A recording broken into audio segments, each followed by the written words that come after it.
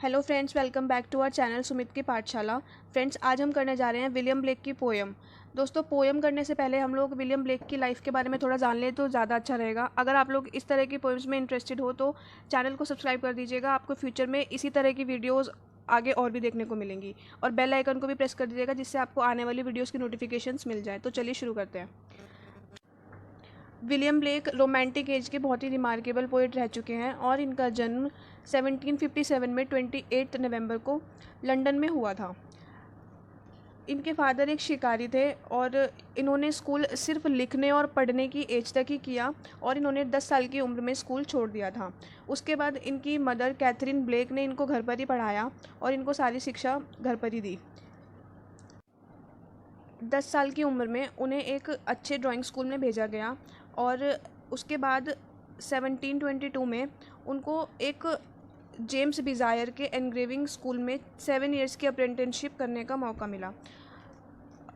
He learned his craft as well as acquiring some of his political and poetical opinions in the London Society of Antiquaries। 1779 में उन्होंने royal academy में पढ़ना शुरू किया और उसके 1 साल के अंदर अंदर ही उन्होंने वहाँ पर अपनी पिक्चर्स भी एग्जिबिट करनी शुरू कर दी। अक्सर उसकी थीम हिस्टोरिकल हुआ करती थी। 24 साल की उम्र में उनकी शादी कैथरीन बाउचर से हुई, जो कि एक अनपढ़ थी, और ब्लेक ने खुद ही उनको पढ़ना लिखना सिखाया, उनको कलर्स की पहचान करनी और प्रिंट्स बनाना सिखाया। Blake never had children but he was devoted to his younger brother Robert. Blake के कभी कोई चिल्ड्रन नहीं थे, बट वो अपने छोटे भाई रॉबर्ट को लेके बहुत ही ज़्यादा डिवोटेड थे। उन्होंने उसको ड्राइंग सिखाई और उसका बहुत ही अच्छे तरीके से पालन पोषण किया। As a painter, as a illustrator, Blake का स्टार्ट बहुत ही प्रॉमिसिंग रहा और 1784 में उन्होंने एक प्रिंट सेलर और एक एनग्रेवर के कंपनी स्टार्ट करी किसी और के साथ पार्टनरशिप में, बट वो ज़्यादा चल नहीं पाई और 1787 में वो पार्टनरशिप ख़त्म हो गई। उसके बाद ब्लेक ने ये बिज़नेस इंडिपेंडेंटली कंटिन्यू किया और बहुत सारी बुक्स उन्होंने पब्लिश करी। जोसेफ जॉनसन के सर्कल में ब्लेक बहुत सारे प्रॉमिसिंग रेडिकल्स से मिले, जैसे कि Thomas Paine, William Godwin and Mary Wollstonecraft. Between 1789 and 1795, Blake has started a series of poems in which he has designed illuminated printing that constitute his greatest achievement। Blake का जो ये work रहा है poems की series का, ये उनकी अब तक की सबसे ग्रेटेस्ट अचीवमेंट रहा है। The writing of Blake may be classified under the following literary heads: lyrical poems including songs of innocence and songs of experience, irregular rhymeless verse, rhythmic prose, and descriptive and critical prose. Blake's most widely read poems are contained in Songs of Innocence and Songs of Experience. Blake was an out-and-out rebel against the social, political, and literary conventions of 18th century. Ultimately 18th century की जितनी भी conventions थी, black उनके खिलाफ था। 1827 में 12 अगस्त को liver failure के कारण लंदन में उनकी मौत हो गई और जब उनकी मौत हुई उस वक्त उनकी एज थी 69। उसके 4 साल बाद उनकी वाइफ कैथरीन 18 अक्टूबर को उनकी मौत हो गई और उनकी मौत भी 69 की एज में ही हुई। फ्रेंड्स, रोमांटिक एरा से होते हुए भी ब्लेक की जो थिंकिंग थी वो और रोमांटिक पोइट से काफ़ी ज़्यादा अलग थी।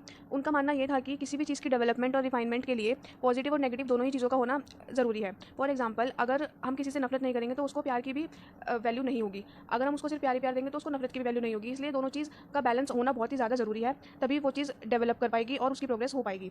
Basically Blake was against of all kinds of restrictions. जो उस टाइम की जितनी भी रेस्ट्रिक्शंस थी जो कि चर्च की अथॉरिटीज़ के द्वारा बनाई गई थी, वो उसके बिल्कुल खिलाफ थे। जो ब्लेक थे वो इंडिपेंडेंट रहना चाहते थे।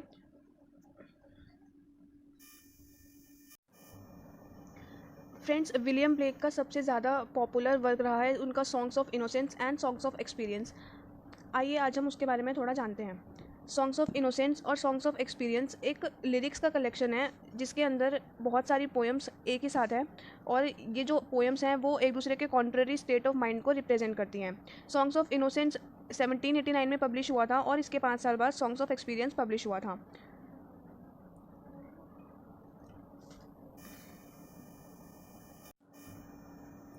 फ्रेंड्स, विलियम ब्लेक का एक और बहुत ही फेमस वर्क रहा है जिसका नाम था the marriage of heaven and hell.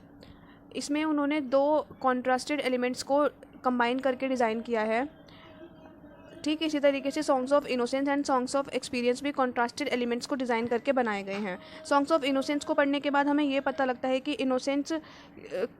Innocence क्या होती है, और सॉन्ग्स ऑफ एक्सपीरियंस को पढ़ने के बाद हमें ये पता चलता है कि वो इनोसेंस किस तरीके से करप्टेड और डिस्ट्रॉयड हो जाती है।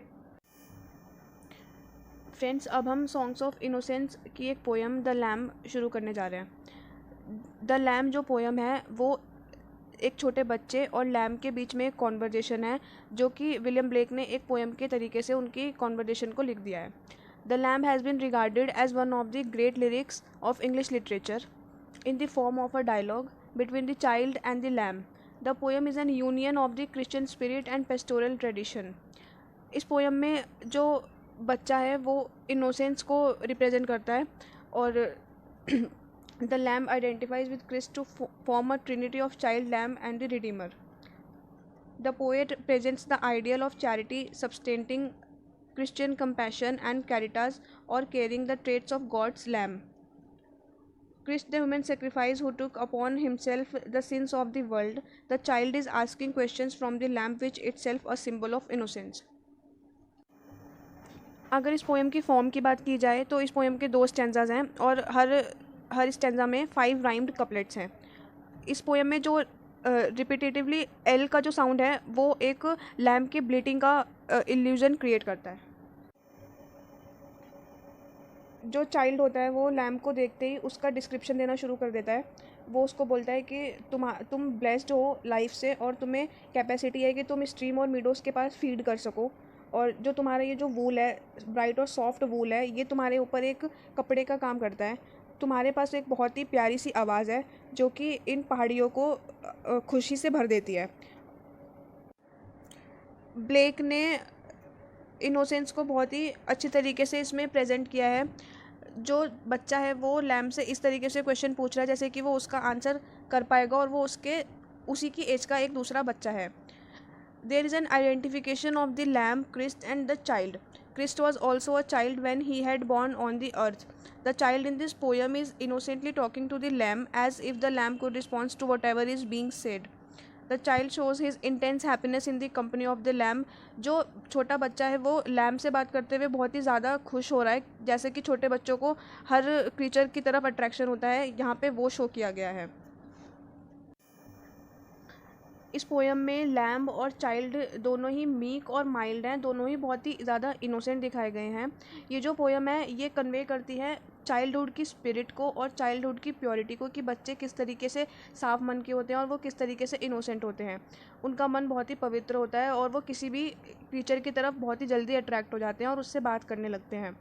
अ religious note is introduced in the poem because of the image of Christ as a child. बहुत ही ज़्यादा क्वेश्चंस करने के बाद जब लैम्ब की तरफ से उस बच्चे को कोई आंसर नहीं मिलता तो वो इनोसेंटली खुद ही उन क्वेश्चंस का आंसर देना शुरू कर देता है।